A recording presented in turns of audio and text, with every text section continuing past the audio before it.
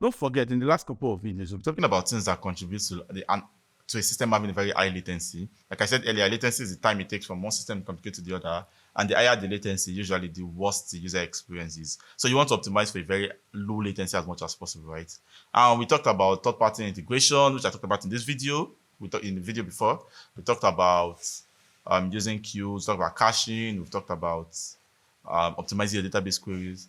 There is something else that could contribute to the system having a very high latency, which is your bandwidth, the bandwidth of your server, and the distance of your server from your users, the distance of your backend servers, your system, your backend system, or your backend application from your users, and the distance from your backend application from your database. So distance actually play a large factor in all of this. You might be thinking, why? What distance? I mean, what do you hear? Distance move pretty fast. And why does distance play a role?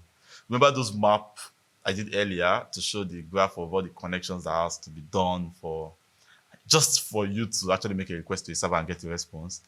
This data or these requests travel using undersea cable or a lot of other things, but they take time to actually travel to the next destination.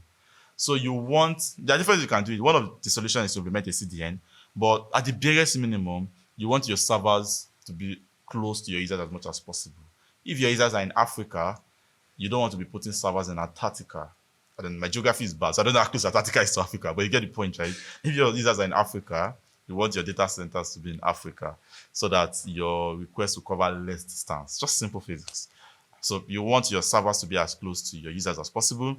You also want your database to be as close to your servers as possible, if possible in the same region or in the same network system, in the same VPC, right? So that your backend doesn't have to travel long trips on the road, country road, take me home, just to actually fetch your record. You can just stretch it out and just pick it up from your database and give you a response. So yeah, if you're using AWS, just check out the regions. I'm not very familiar with other cloud networks, but like there are ways to specify the region. There are ways to get the regions of your application or your instance. Make sure it's as close to your user as possible.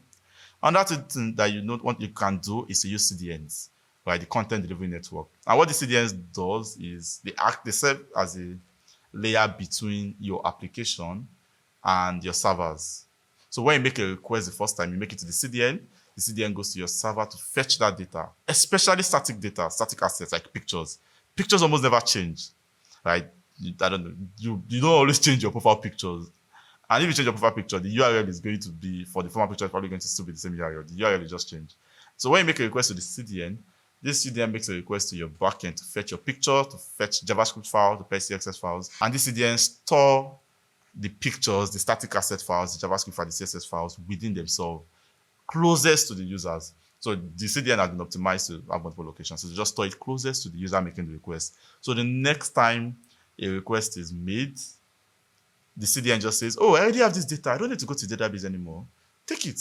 And it actually even frees up resources on your servers from processing or from your load balancers from writing.